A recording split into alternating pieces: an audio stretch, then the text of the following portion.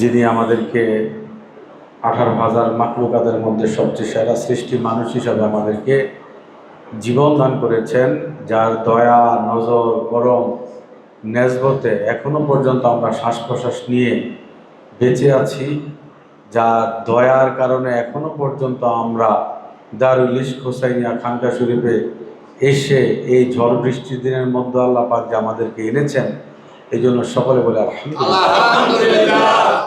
যাই হোক, আমাদেরকে দয়া করেছেন, আমরা এই খানকা শরীফে আসতে পেরেছি এবং ওনার দয়ার সীমানা পরিসীমানা শেষ নাই। এটা আপনাদেরকে আগেও অনেকবার বলেছি, ঠিক কিনা? আপনারা জানেন যে আল্লাহ পাক যদি চায় কাউকে ফকির থেকে বাদশা বানান, আবার যদি কাউকে চায়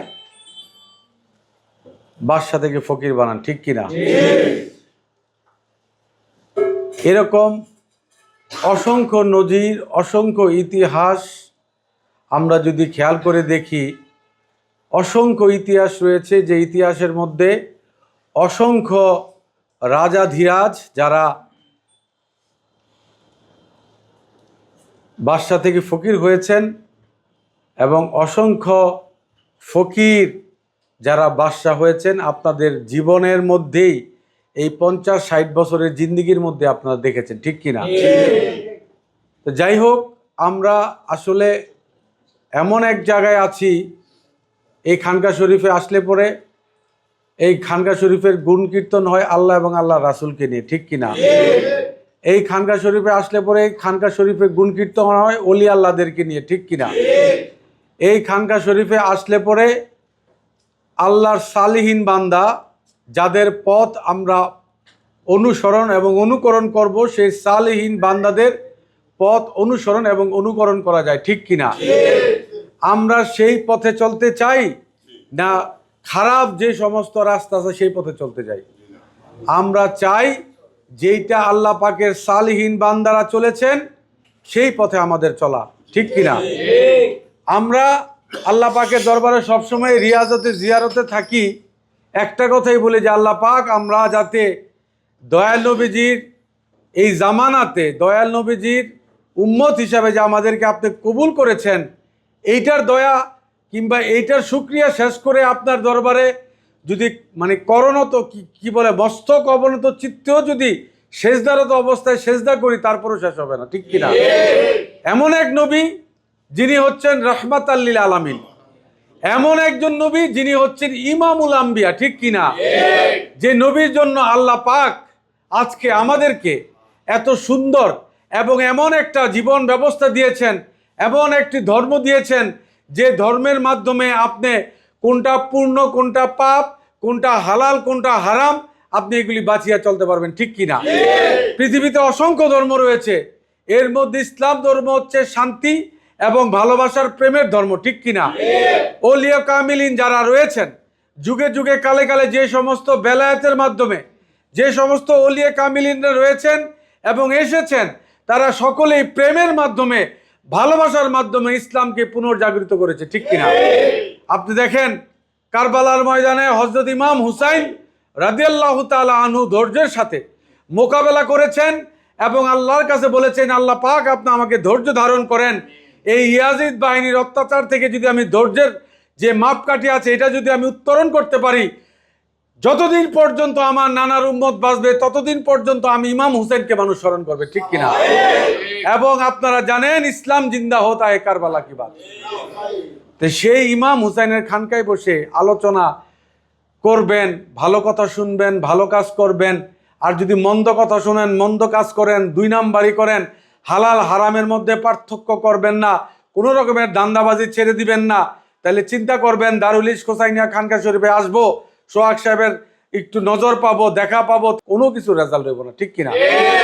কারণ আপনি যেই মালিকের গোলামি করেন সেই মালিকের গোলামি আমিও করি, ঠিক কিনা? না আমার মালিক আলাদা, আপনার মালিক আলাদা। আপনি যেই মালিকের গোলামি করেন, আমি সোহাগ সাহেবও সেই মালিকের গোলামি করি। মালিক আমাদের এক এবং অদ্বিতীয়, তার সমকক্ষ কেউ নাই। পৃথিবীতে সমস্ত গুনাহ আল্লাহ পাক মাফ করে দিতে পারেন যদি চান, পারেন। কিন্তু আল্লাহ পাককে তো চাইতে হবে। আপনাকে মাফ করতে হলে অন্তত পক্ষে আপনার একটা ওসিলা লাগবে, ঠিক কিনা? আপনি যে আল্লাহ পাকের কাছে মাফ চাইবেন, এই জন্য আপনাকে 5 ওয়াক্ত নামাজ পড়তে হবে, আল্লাহ পাকের দরবারে কদমরত অবস্থায় আল্লাহর কাছে মাফ চাইতে হবে। আপনি ভালো কাজ করবেন, আপনি মানুষকে খাওয়াবেন, আপনি মানুষকে পানি খাওয়াবেন, বিভিন্ন রকমের আপনি সমস্ত সেবামূলক কর্মকাণ্ড করবেন, রাস্তা নয় রাস্তা দেখাই দিবেন, অন্ধ মানুষকে দিক দিক চিনাই দিবেন। আপনি যে সমস্ত মানুষ কি বলে মানে দিশাহীন, তাদেরকে দিশা দেখাই দিবেন। এই সমস্ত সিরাতুল মুস্তাকিমের পথে যে সময় আপনি চলবেন, তখন আল্লাহ পাকের দয়া, নজর, করম, রহমত আপনার উপরে প্রদর্শিত হবে, ঠিক কিনা? আপনি নিজের ইবাদত আমল সমস্ত কিছু ঠিক আছে, কিন্তু বায়ের সম্পত্তিটা ঠিকই আপনি মেরে দিয়েছেন। আপনার সকল আমল ইবাদত আছে, আপনার বোনের সম্পত্তি ঠিকই মেরে দিয়েছেন। অনেক হাফেজ কারীর সমস্ত কিছু ওলিয়ে কামিলিন আপনি, কিন্তু এমন একটা অন্যায় করেছেন যে অন্যায় আপনি নিজেও জানেন, আল্লাহও জানে, ঠিক কিনা?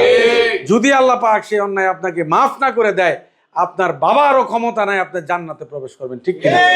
অনেকে বলতে পারেন গ্যারান্টি দিয়া যে এরকম 5 ওয়াক্ত নামাজ পড়তাছি, সুন্নতের দাড়ি রাখতেছি, টুপি আছে, হক কথা বলি, সত্য কথা বলি, কিন্তু এমন একটা অন্যায় করেছেন, এমন একটা অপরাধ করেছেন যেটা আপনি নিজেও জানেন না এটা যে অপরাধ, ঠিক কিনা? আর এই না জানার পেছনে কারণ কি? কারণ হচ্ছেন আপনি আপনার 60 বছরের জিন্দিগির মধ্যে তো 20 বছর আপনি হেলাই ফেলাই পার করলেন। 20 বছর আপনি বিয়ে শাদী করার পরে ছেলে মেয়ে সন্তান আসলো, তাদেরকে কিভাবে মানুষ করবেন সে চিন্তা করে 40 বছর পার। যে সময় 40 আপনার হয়ে গেল, ডায়াবেটিস, লাং, লিভার যা কিছু আছে আপনার সব ধ্বংস হয়ে যাচ্ছে। ধ্বংস হইতে হইতে হইতে আপনি কি নামাজই পড়বেন, না আপনি ডায়াবেটিসের ইনসুলিন দিবেন, না আপনি এটা করবেন সেটা করবেন, এই দান্দাবাজি করবেন, 60 বছরের জিন্দিগি তো আপনার শেষ। আপনার তো তারপরে আপনার রিটার্ন টিকিট লয়ে আবার যাইতে হবে। পৃথিবী থেকে এমন কোনো বক্তব্য আছে, এমন কোনো নজির আছে দেখাইতে পারবেন যে অনেক বড় আল্লাহর ওলি এর মৃত্যু নাই? আছে? এই যে দিন শেষে আপনাকে এই চিরন্তন সত্য আপনাকে মেনে নিতেই হবে। আর যত বড় গ্রুপ অফ ইন্ডাস্ট্রিজের মালিক হন, আপনাকে কোনো রকমের কোনো ছাড় নাই। নির্দিষ্ট সময় আপনি আসবেন, এই নির্দিষ্ট সময় আপনাকে অবশ্যই আপনার আল্লাহ পাকের মনোনীত যে ফেরেশতা আছে আজরাইল, টুপ করে আপনার জানটারে কবজ করে নিয়ে আবার টুপ করে যাবো চুল্লা, ঠিক কিনা? এরপরে আফসোস করবেন। ওই সময় মানুষের যে সময় বিপদে না পড়ে, ওই সময় মানুষে বোঝে না যে ওই যে অক্সিজেনের কি জ্বালা। এখন যারা বিপদে পড়ছেন, ঘামতাছেন কিংবা গরম লাগতেছে, এখন বুঝতেছেন কারেন্টের কি জ্বালা। এখন যারা এসির মধ্যে ছিলেন, এখন বুঝতেছেন গরমের কি জ্বালা। এতক্ষণ তো ভালোই ছিলাম। তো সবসময় সর্ব অবস্থায় আল্লাহ পাকের শুকরিয়া জ্ঞাপন করতে হয়। সমাজটা সকল সুষম বন্টন করেন। আপনি নিজে যদি বিবেকবান না হন, আপনাকে কেউ বিবেক জ্ঞান বুদ্ধি আপনার ভিতরে ভিতরে ঢুকাই দিতে পারবো না। আপনি নিজের বিবেক দিয়ে চিন্তা করবেন।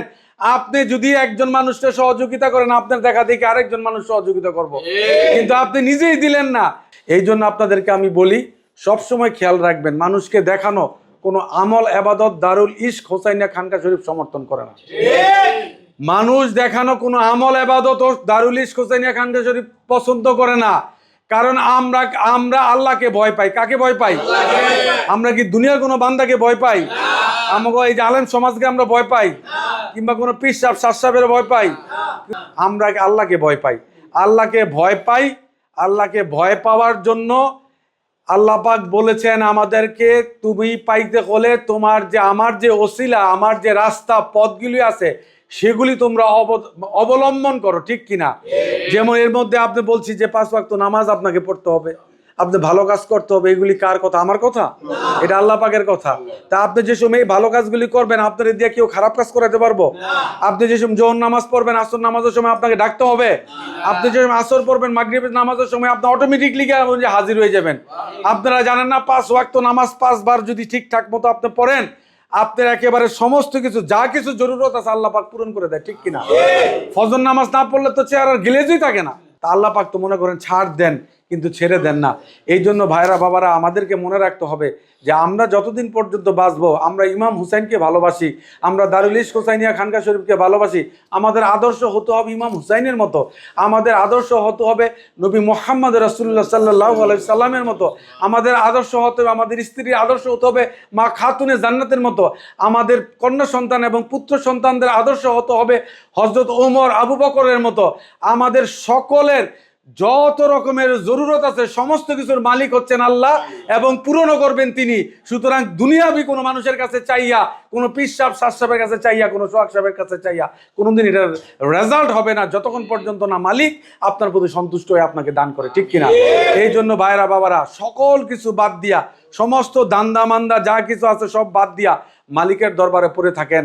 মালিকের কাছে সেজদার অবনত চিত্তে বলেন যে আল্লাহ, আপনি ছাড়া তো আমাদের আর কোনো রাস্তা নাই, আল্লাহ আপনি ছাড়া আমাদের আর কোনো ব্যবস্থা নাই, আপনি আল্লাহ যদি আমাদেরকে দয়া না করেন আমাদের তো আর যাওয়ারও কোনো জায়গা নাই, সুতরাং আপনি আমাদেরকে দয়া করেন। আমাদেরকে যদি আপনি দয়া না করেন আমাদের আর কোনো রকমের মান ইজ্জত সম্মান সব ধুলাই মিশে যাবে, ঠিক কিনা? যদি আল্লাহ দয়া না করে। সমস্ত কিছুর মূলে ভাইরা বাবারা একটাই হচ্ছে, সেটা হচ্ছে আল্লাহ সন্তুষ্টি। পৃথিবীতে যাই কিছু করেন, খাজা বাবাই কোনোদিন কয় না যে আমার এই ড্যাগের ভিতরে টাকা পয়সা দিয়ে যা। খাজা বাবাই কোনোদিনই কয় না এটা কর সেটা কর সেটা কর। খাজা গরিব নওয়াজ বলেছেন আমি তো কেবল তারই গোলাম যে ইমাম হুসাইনের গোলাম। সুতরাং সেই খাজা গরিব নওয়াজের মতো একজন বুজুর্গানি দিন যার হাতে 98 লক্ষ মুসলমান হইতে পারে, তাহলে আপনি বুঝতে পারেন সে কি কোনো ফ্রড কথা বলছে, কোনো 2 নম্বরই কথা বলছে? অবশ্যই সেই কথার মূল্যায়ন আছে। এইটা মূল্যায়ন বুঝতে হলে ইমাম হুসাইনের সাগরের প্রেমে হাবুডুবু খাইতে হইব। এটা নর্মাল কোনো ব্রেন দিয়া, নর্মাল কোনো আমল আবাদত দিয়ে এটা আসবে না। এটারই স্তর অনেক উপরে, ঠিক কিনা?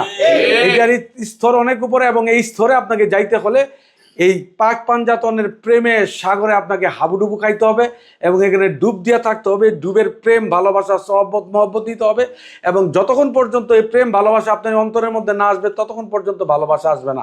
আর ভালোবাসা না আসলে মহব্বত পাইতে হবে না, মহব্বত না হইলে মোহাম্মদ রে পাইতেন না, আর মোহাম্মদ রে না পাইলে আল্লাহরও পাইতেন না।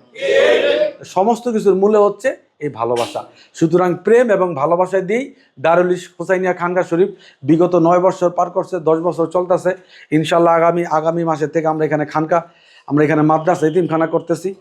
এইখান থেকে শুরু করব ইনশাল্লাহ। আল্লাহ যদি চায়, ইমাম হুসাইনের আদর্শের সৈনিক যদি নারায়ণগঞ্জ শহরে দরকার মনে করে আল্লাহ, তাহলে এটা বড় করব, আর নাহলে এর মধ্যে সীমাবদ্ধ থাকবো, ঠিক কিনা? আমরা তো অনেক কিছু অনেক পর্যন্ত অনেক চিন্তা ভাবনা করছি, কিন্তু কোনো সিদ্ধান্তই তো কার্যকর করতে পারি না যতক্ষণ পর্যন্ত আল্লাহ পাকের দয়া ছাড়া, আল্লাহ পাকের নজর ছাড়া, করম ছাড়া, ঠিক কিনা?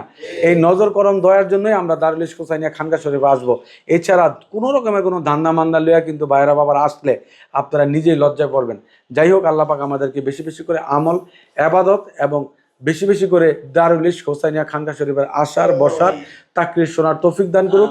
এই বলে আমার বক্তব্য শেষ করছি। ওয়া আখিরি দাওয়ানা অনিল হামদুলিল্লাহি রাব্বিল আলামিন। আসসালামু আলাইকুম রাহমাতুল্লাহি ওয়া বারাকাতুহু।